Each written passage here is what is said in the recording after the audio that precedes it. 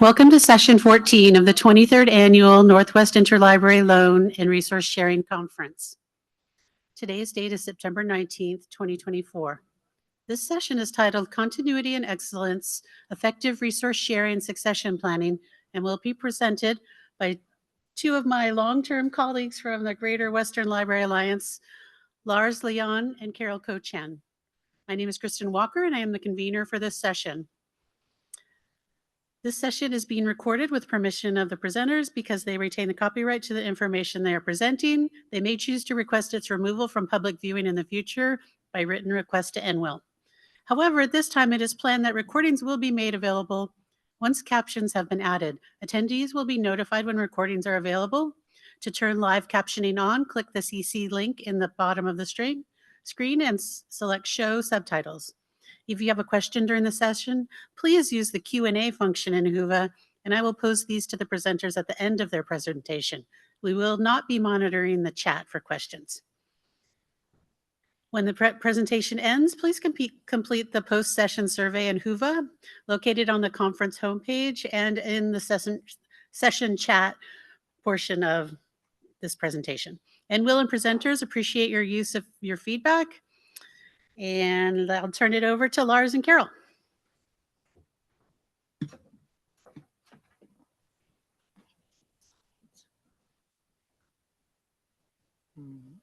How do I see this? We need to go to bring up presentation motors. That's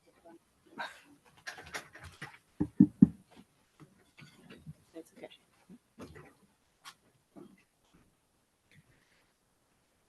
Take them. Okay.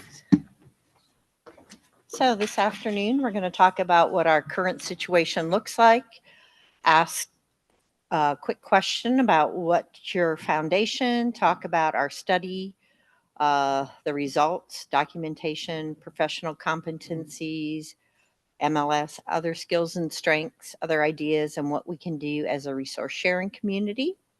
So here's our current situation. Librarianship is a graying profession, so we have a lot of long-term people that are getting ready to rehire. Over the years, many libraries have been faced with hiring freezes and reduction in staff, so there's not a chance for overlap between the people who are leaving and the people who are coming into new positions. I feel like as a resource sharing group as a whole, we've tried really hard to build a culture of excellence, with people being the key to success and, having our users as our center of focus. Good afternoon. So if you thought we were going to stand here and say, 2 weeks before someone leaves, you do this and your job knows, we're doing much more than that. Hopefully we're going to make a case for things you do throughout the people's careers and how that bodes well for successful succession planning. What drives your action? What goes on regardless of staff changes? Do you have like a resource sharing, whatever you want to call it, a mission, a vision, strategic actions? In our survey, we heard from a lot of people with various challenges, like if someone leaves, is there a question about whether they can fill that position? Do we need to, are you applying resources to help in borrowing, lending, so forth? And so we want to start out with what's your foundation, what's your vision? And I'll share an example from my university and Gwilla, who Kristen mentioned in our consortium. Back in the late 1990s, Mary Jackson, when she was at the Associated Research Libraries, did some research on individual best practices. And she found that if a borrowing library does X, Y, and Z, they're going to provide great service to their patrons. Well, our dean's directors threw that as ILLers in Gwilla and said, do something with this. That made some of us smile. Carol and I were on a working group along with some others, and we looked at the issues within Gwilla at the time with very different levels of support for resource sharing, different levels of service quality, speed, what people are willing to lend back in the day when we were worried about lending DVDs and so forth and such. And so we did some research, we talked to our colleagues, and we came up with more than just an individual best practice. We came up with a structure. And so back in 2001, we put this structure together, best practices framework, and include what we called conceptual best practices. And two of them are here. One serve local patrons and patrons of every other library in the consortium equally, and also recognize that excellence in borrowing cannot exist without excellence in lending. And that was unanimously approved by everybody in Gwilla between deans and directors and the ILO practitioners. With that, how do you then build? So we built our own mission and visions and how we support that. So we're hoping having that kind of foundation when you have change, when you think about succession planning, what are you doing to be ready for those transitions and not have like questioning resources that you need to bring in if you're meeting these commitments. So we're going to have about 3 or 4 moments in time. Do not use the Q&A if you're remote. We want to just kind of get a quick sense from you all on a few questions. We'll do a little prompts. We're just going to take a minute just to get a few things going, get kind of limbered up here. If you're remote, use the chat, not the Q&A. Again, use the chat, and we're going to cherry pick some to share. In the audience, just curious your reactions to that. What's your vision? What drives your services? And how does that sustain this if you think about succession planning? A few comments out there, and please, if you're remote, throw some into the chat. What is your like strategic mission or vision for resource sharing? Do you have one similar to this?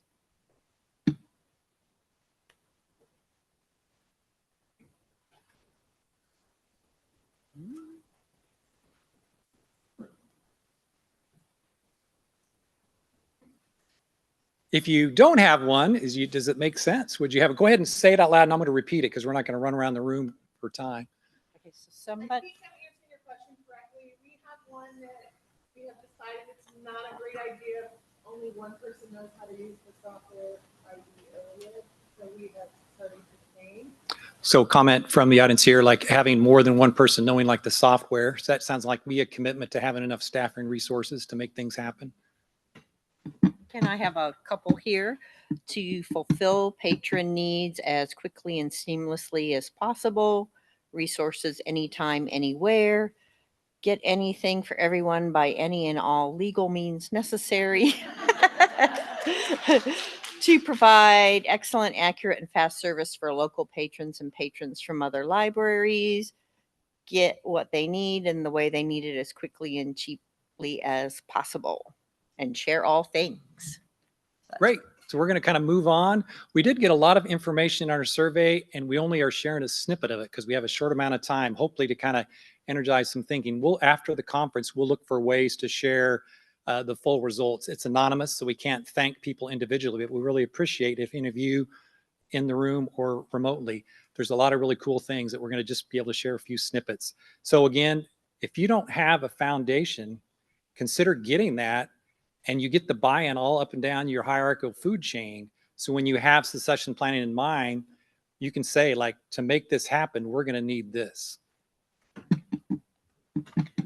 So we did send out a survey. We tried to get as wide a group as possible. We were asking things about succession planning, documentation, if an MLS is important, mentoring, and we'll go over some of the questions later on. So we reached out to people via Facebook, ILLL, Gwilla, IDS Project, BTTA, OCLC Shares, and ESRO. We had 58 academics, 7 public library responses, people with all kinds of years of experience, mostly department heads and team leads, but still a significant portion of day-to-day workers. Study limitations. So this was kind of, we asked open-ended questions. We wanted ideas. So it's not a scientific, we're presenting ideas. Every library is different. They have different operations, environments, budgets. We had 1 people resource sharing offices, and then we got responses from large academic institutions as well. So we're sharing ideas from the survey, literature, and ourselves, and we want to acknowledge Carl Seward and Pamela Lauterbach. We used a number of questions from their Bus-Proof Library, Technical Succession Planning, Knowledge Transfer, and Institutional Memory. And so one of the questions we asked is, how do you document your work? And so we got a wide variety of items, ways people document. Confluence, our library uses Confluence. You can set it up 2 ways. You can set it up where it's password protected and only the individuals in that part of it can see it. or you can set it up openly so anybody surfing the web could get your knowledge. We were kind of intrigued by someone's doing a trial of something called Tango, which is AI powered. And one of the most things, so documentation was one of the most talked about things all across the survey.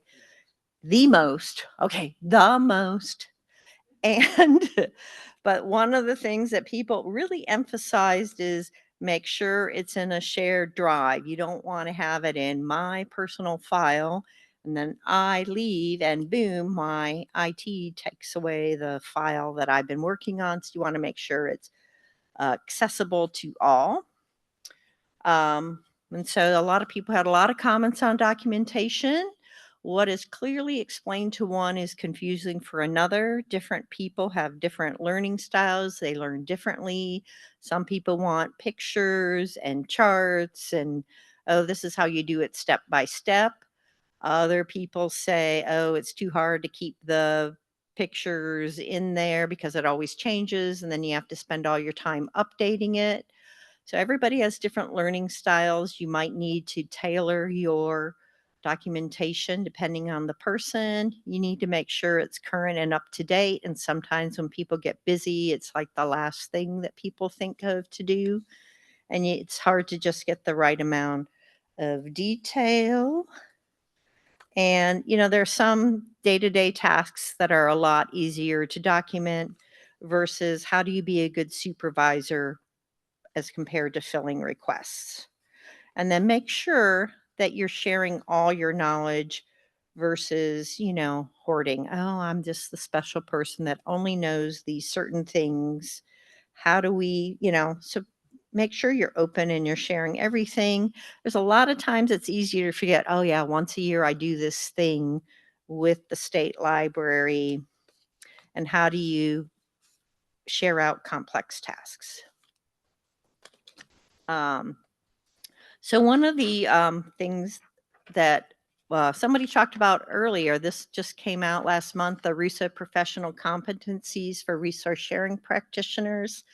I was looking this document over because sometimes, you know, if you've been in the field for a long time, you forget there's a lot of things that you need to know to be successful as a resource sharing practitioner. You need to know citations, you need to know research, you need to know MARC, you need to know different IT systems. So there's lots of things that you need to know, and it's really nice if you at least have a working knowledge of a foreign language.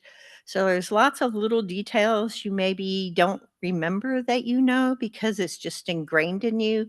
So I looked at this and I'm like, oh yeah, I didn't think about those things. How do I document that? So this is a good place to come to get more information, more thoughts on how to flesh out your documentation. MLS degree. How many in this room have an MLS degree? So not quite half maybe. Not everybody does in an organization. One of the people commented sometimes MLS degree is just a piece of paper. Other times it's a well-studied, dedicated person who has honed their craft and deeply cares about their career. So, I mean, I think on the national level, a lot of the RUSA STARS committee members do have MLS degree because they have the service and the research part that's in their role. And so they tend to want to volunteer and lend their expertise. But there's a lot of people in the resource sharing who don't have that degree that are still out in the forefront pushing new ideas. So I don't want to devalue anyone, but it's just kind of a question that we asked. Yeah.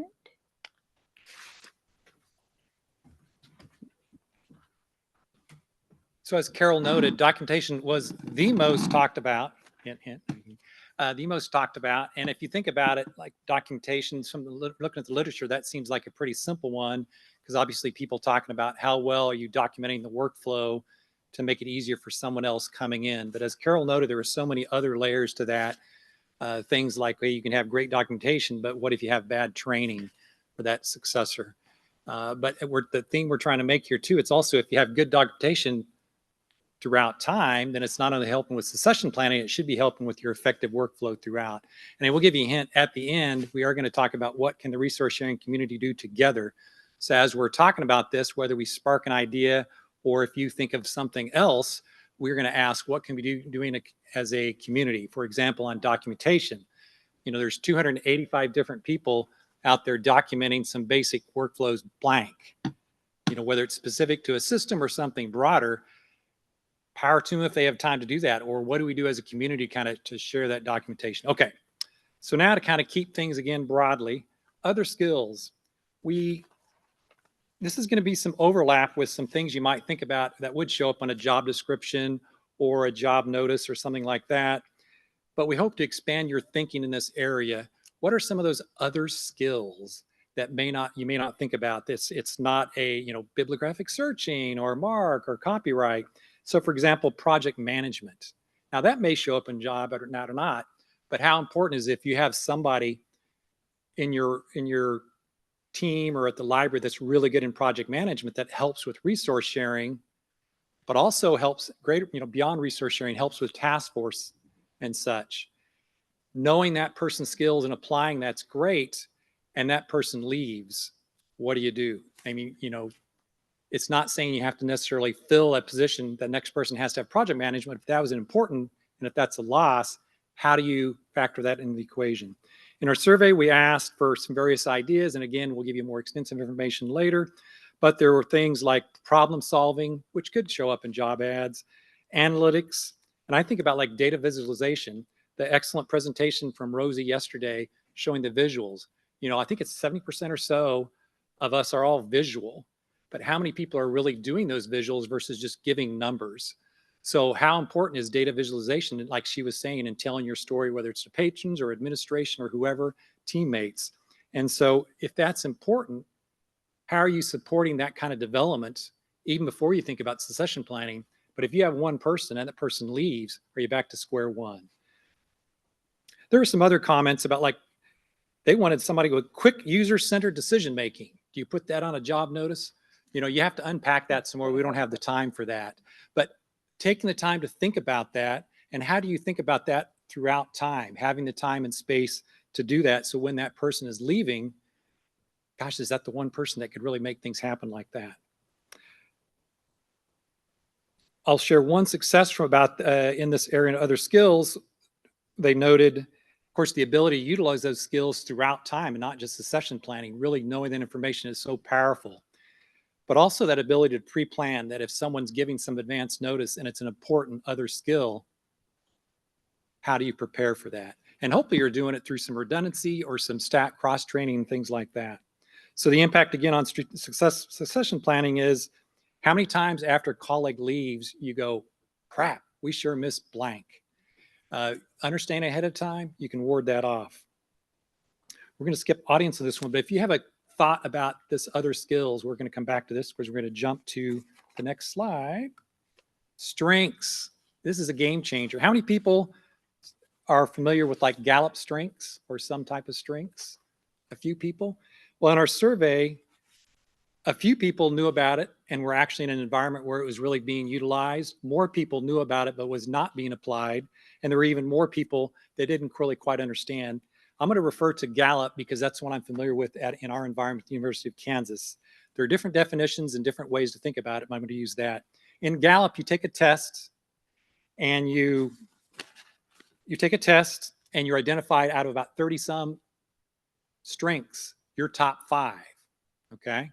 And Gallup's big thing is the more you can use those strengths to accomplish your job, and it works great in the home life. Ask my wife. She just loves when I come home with new ideas. But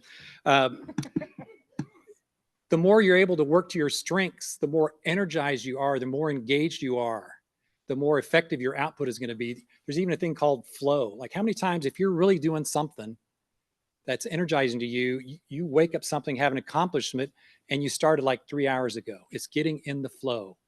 So with like, again, with Gallup, and so how cool is it for an individual to know their strengths and be able to apply them as much as possible? Hang with me. We're going to get to succession planning. It's even better when your supervisor knows that and is consciously looking for ways to help enable you to work towards your strengths. And then even better than that is your teammates. And we'll come back to that one here. And even better than that is the organization. So I'll give you just one quick example. And sorry, I didn't get, we, again, with our references and resource, we need to get some more books that you can read too. But I'm also really willing to talk about any of this, especially the strengths, because again, it's a game changer for the last 15 years at my organization. An example is how many people have been in, like, let's say a hypothetical task force, 4 people on it. They didn't do a very good job with using project management. So it's a little iffy. There are 2 people in the room, well, 4 people working away. They start doing research, literature, talking to people, etc. 2 people in the room are energizing. They're going like crazy, doing lots of that research. There's 2 other people on that team at some point are saying to the other 2 people, like, well, when are we actually going to do something? You know, those 2 people that are energizing on that research, they could keep doing that forever because they really energize. They're doing a great job. So the other 2 people have executing strengths. You know, maybe they're not as big into the research piece. They're not into the planning pieces. And so they're kind of torqued at the people doing the research because it's taking too long. But conversely, if you spend too much time planning and you don't get to executing. So the beauty of knowing the strengths is, where do people lie in that? And how do you utilize all those strengths? Skip that. Oh, I'll share one success story. A unit manager talked about using this, really understands and buys into this concept, and they use it with their team members, their supervisees, to help them work towards those strengths. And it leads to more agency, it leads to more energized staff, but sadly their greater library doesn't buy into it or support it. And so that person has to do their own thing when it comes to monthly meetings and annual evaluations. So Brandon, how does this impact successful planning? Well, if you actually have more people engaged and energized, you probably have less need for succession planning because people are going to stay there longer. But more importantly, it's the same as with those other skills. If you have another one on survey, I'll use the example. It's like one team talked about, and again, this is not like pegged just into strengths. It overlaps with other things like introversion, extroversion. So if you have someone like strong in relation building strengths, and nobody else is, and you could kind of say like maybe introversion, extroversion in the way, you know, you have somebody that just loves interacting with hundreds of strangers a day. Okay, and that person is important with when you think about the engagement with patrons, with the patrons and such. You echo. Oh, okay. So if if that person leaves, what do you do? So the knowledge of these strengths and really knowing and applying is, how do you then factor? And again, we're back to how are you building that knowledge and that training and that understanding across the organization. But importantly, knowing, and this really applies any situation where teams are making decisions, especially at administrative levels, there's 4 different quadrants and strengths. If you got a bunch of people that do this quadrant, but they never say execute or relationship building, and the one person who relationship builds leaves, people have to manage, we all have to manage weaknesses. But the more we can understand that, so when someone does leave, you can know about it ahead of the time and not after the leave and says, oh my gosh, who's going to go talk to all those students? Then people who are less energized, enthused about that. Okay. So we're going to just take 1 minute again for audience. Has this been all gobbledygook, or any thoughts on other skills and strengths, either in the chat or just speak up here? Can you see any relevance to succession planning when you think about other skills? Any comments on that, or if you want to share your super strength?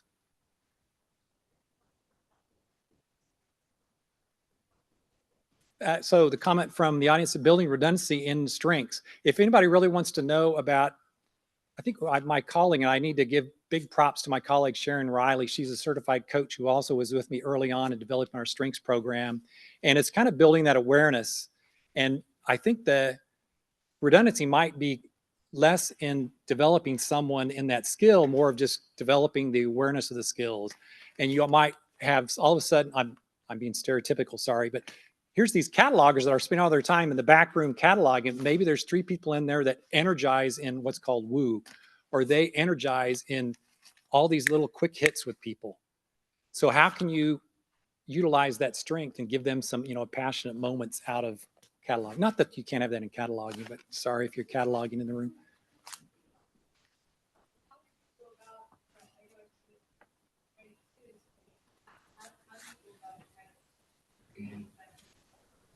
I'm sorry, how do you?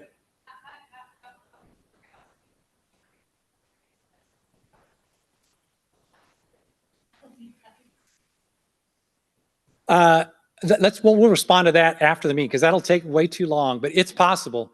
And I've seen it at our university. Not everybody buys in, but when it does, it is amazing. Okay. So, I have some comments from people who have some strengths, communication, in-person email documentation, and checking in on others. One person has future planning. That's a great skill to have in resource sharing. Collaboration abilities, another wonderful. Achiever, strategic, and ideation. And it's my first assignment in master's leadership class. So those are the comments from online. We probably Oh, need to. Ideation is one of mine. And if you want to talk about that, I love that. Ideation is the ability to see how disparate things come together to make impact. And when I'm able to do that to help show the organization these 7 different things, but the problem is I don't have communication. So that's my weakness. So when I start talking about the 7 different things, how do I communicate that? So we'll have resources and the strengths, but it's also out of all this stuff I'm most passionate about and having seen what that has done at my university. Real quickly, just a few on other ideas as we're hurtling along here. I love the open-ended questions. We're trying to get this broad thinking. What is beyond that succession planning in the moment, 2 weeks before somebody leaves? So we did have some ideas such if you think about mindset, people talk about like being open. What does it mean to, in other words, being prepared for succession planning? Are you being open to a variety of ways? Being open-minded to a lot of these different ways of thinking, being open to what you're doing, being open for planning. There's a whole kit and caboodle on our survey responses. I love the next one. We were all thinking all these cool things, strengths and other work. Somebody came out and said, the $1,000 answer, don't make day-to-day operations so complicated. You don't have to have lots of documentation and training if it's not complicated. How cool is that? And how much time do we spend thinking about our workflows, working with our vendors, and how do we make it not complicated? Because that makes it a heck of a lot easier when you think about succession planning. I love that one. And again, how do you share what you're doing with others to make things not so complicated? We had a number of culture-related comments. Think about culture. Again, documentation was the biggie because that's the easy one to think about. Gosh, you just show people with nice screenshots, blah, blah, blah. This is how we do in copyright. Well, what does culture mean to that? What aspects help with succession planning? I like that some comments, people quite honestly were saying things like, how well do administration and managers value their staff? How does that distance between administration managers and the workings, well, they're working too, but the day-to-day staff affects succession planning and the ability to effectively understand the hiring needs. And so they even talked about like not being included in succession planning. Well, that seems odd. Oh, well. Career planning and support in the hiring process, career development. Again, this is for succession planning. What are you doing throughout the time from when someone is hired? Well, even before that, what are you doing for your effective hiring practices? People were talking about don't be rushed, like we're talking. Don't be rushed and make that a successful hire. But then what are you doing from efficient onboarding, effective onboarding, all the way through, including coaching, my wonderful colleague Sharon Riley and her amazing coaching habits, mentoring, which you've heard about, and that whole process. How does making that effective then ultimately make that succession planning effective? It should be pretty clear, but again, we have some literature you can look at and such. Intentionality, talk about the foundation. I love that word, just came across however many years ago. How much focus, how much time when we're scattering just to make our commitments, how much time does everyone, including the day-to-day staff, to participate in thinking about not only their career development, what are they doing as a team? And how important is this stuff and how much is truly worked into annual goals and monthly meetings? I will add, so one comment like having the, it's like they wrote the answer for us. Somebody talked about suggesting departments having honest discussions about their current strengths and weaknesses. What are they trying to achieve to meet? Remember your foundation. What are they doing as a team working towards that? And how does current and future staff work towards that goal? That's like power packed. Okay. So we did have an excellent session on mentoring earlier today, but I still think that we have some important ideas that we want to convey here. So mentoring could be either formal or informal. It can help hone people's leadership skills and lead to promotion. I think one of the effective things we can do for mentoring in the resource sharing area is to cross-train all their staff. So everybody has more of a big picture idea. They're not just the lender, the borrower, the document delivery person. They understand all facets of the job. And, make sure you're imparting critical knowledge, not just, oh, this is all you need to do. Oh, now you have a problem. I can just fix it for you. Show them, hey, like, here's this weird citation. This is what it is. This is how you can, solve this problem in the future. Making sure you have continuity of knowledge, methods, and your connections to other institutions. So don't be the only person on your statewide consortium's listserv. Have other people there so they know that they have an idea of what issues other institutions that you are partnering with deal. I feel like effective mentoring helps with worker retention, but it can also help. I've had a number of student workers over the year who have gone on to be successful librarians in the field. So I feel like we're successfully mentoring people if we're, helping them develop skills and maybe even leave us, even though, part of the goal would be to retain people. But a lot of times in resource sharing, to find a mentor, you've got to find someone that works at a different library. It can be challenging. Northwest ILL is a great place to meet these connections. So we're going to take one more minute, audience, before we get to Q&A. And, wrapping up. So just taking a minute. So some of the ideas you've heard or any other new ones, if you think about successful succession planning across the time frame from when people are hired to when they leave, what are we doing? So what can the resource sharing community do? Because we don't have enough people power to do all this stuff individually. So like documentation sharing, that's something when we've done research before, ways to share tools, because we all don't have to reinvent the wheel. Now there's differences in systems and such, but mentors, we already talked about that. And you've heard about the IDS project mentoring and other means of any organized way to connect people easily and efficiently. Things related to career development. How can we compare notes? How do we help each other across library types, library sizes, state lines? Just take 1 minute to any comments in the chat. If you could post in a chat, what can the community do to help each other be effective? Any comments from the floor? And I'll repeat it.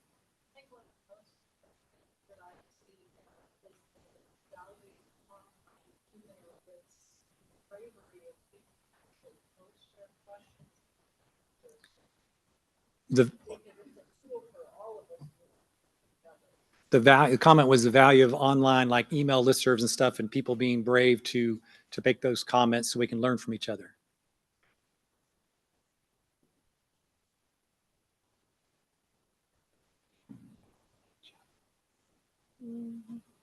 Okay, we're going to move on in the case of time, but think about this. The power of it's not just about coming together once a year at this meeting. How do we ramp up our sharing? And so before I finish up, if you have questions that you want us to answer afterwards, go ahead and make sure you put them in the Q&A if you're online. So the final slide is passing the baton.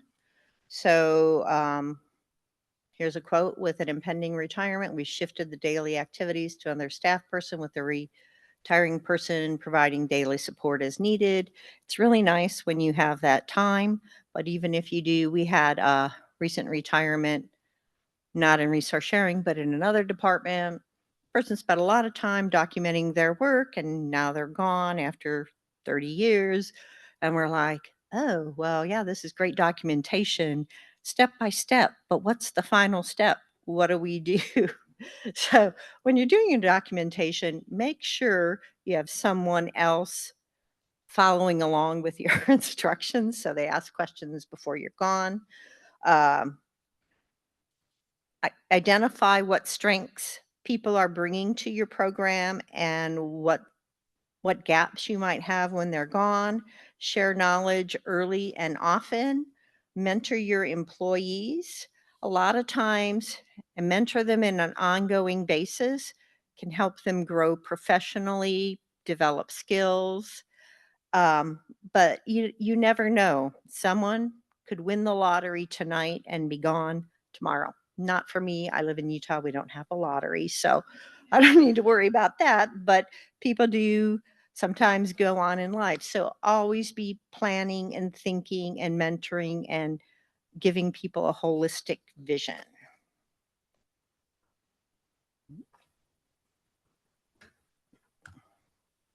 Anyone have any questions in the room, or go ahead and put them in the chat? I have a couple online questions. Was there anyone in the room that had questions before we get to the online? I don't see anyone. You can think about it. Okay, so first one, someone has asked, is a business continuity plan, BCP, comparable to a sharing succession plan? Person says, I've completed international BCPs, which is why this curious question. I don't have an answer. Do you know what a BCP is? That'd be interesting to compare notes and see. I think if you think about the elements, I think what we're trying to do with our talk today is, I have not looked at one of those since business school. That was a few years ago. But I think the point we're trying to make here is, if it covers the range that we're thinking about, we're really, again, trying to hit home the importance of, it's not just this person brought the coffee, no, I shouldn't say that. This person is the person that opened the library. This is the person that watched the borrowing copy queue, whatever. I mean, it's really trying to think much broader that. It's like, what are you doing through all these things? Is understanding the strengths, the other skills before the person leaves. And what are you doing to have those redundancies? Having the backup. One of the big comments from people is, you can't have a one-person shop, but people have seen more of that, especially with the retirements and the pandemic. And so how do you get that half person from somewhere else? And how do we even think more broadly and are helping each other out? So when somebody leaves, the 3-person people left, they don't know what to do. They have documentation maybe, but who's going to do it without that training? So sorry, didn't quite answer that, but I think it's that, we're just trying to make that kind of wide thinking here. Okay, and another question was, even if you're not ready to retire anytime soon, is it appropriate to do this process to cover the possibility that we or others might leave at some point? I would say that's definitely true, because you never know. People's plans can change tomorrow. I think in interlibrary loan over the years, I've seen a lot of long-term people, the same people year after year, and that's wonderful. But people's lives aren't always linear like that. People have other interests, other demands on their time. So you always have to be prepared for contingencies. Plus, I just feel like having everybody in your office have the cross training, have the vision. I think it helps them understand their purpose. Sometimes I tell my people, you're very dedicated, but really it's okay to take a sick day. You don't have to be this dedicated. But I feel like a lot of resource sharing people are very dedicated and want to do their best, and giving them the tools helps you both in succession planning and them to be successful.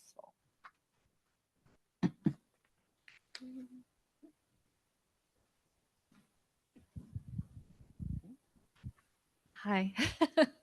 One of the things that I think about sometimes is that I'm not, when a new person comes in and they're helping me out, like I'm cross training and getting them up to speed, they usually have a lot of questions about why we do this stuff and all that sort of thing. And one of the great things about that is it makes me think about the processes and have changed some of the processes over time based on that because because I've been in the job for a long time. You get stuck in the same rut. And so that's the good thing about conferences. That's the good thing about listservs. That's the good thing about having new eyes come in. We also have people like review the documentation that we write that don't usually do the work, and it catches those things. And so there are good things about having new blood. Great. But extend that throughout the year, like you said, like even bringing someone in. And I think taking the time to ask the why, even without someone, is a great thing for a team meeting, whether it's a team of 2 or 5 or whatever, to ask those why questions even before someone comes in, to really kind of keep on like what Carol mentioned, kind of keep on the path one is headed, unless you're going to diverge.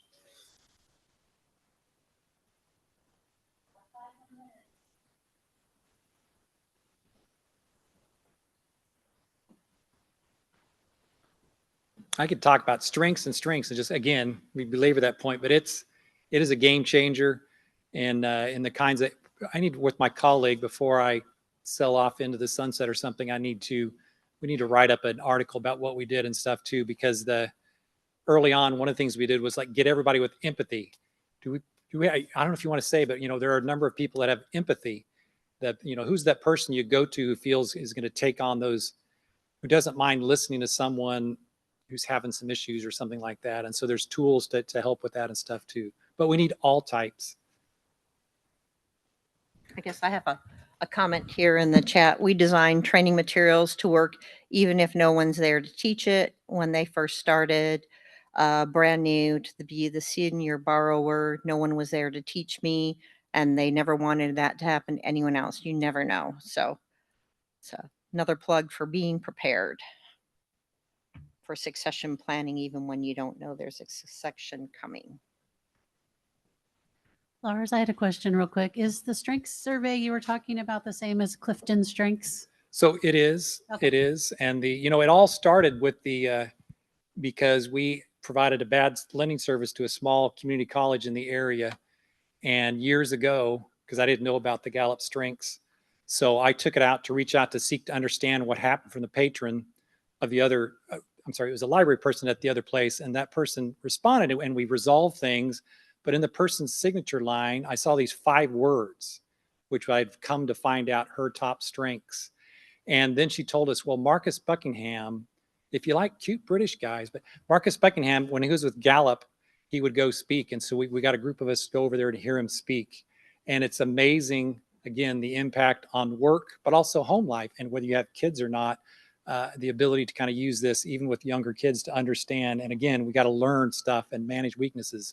But that ability to support, I was doing this on my 8-year-old. Boy, look at her now. No, and to really kind of help grow those strengths. And it's just empowering to kind of see when you do that. And it just really affects the work.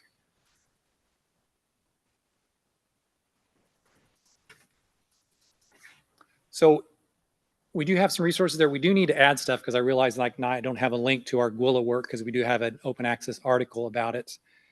Or you can probably buy it through Article Scholar, or you can get it for free from our IR.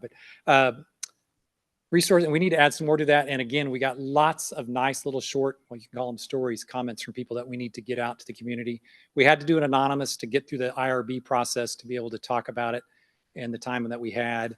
And so we just thank everybody who submitted responses to that. We can't give people credit because we don't know who they are to make our IRB happy. All right.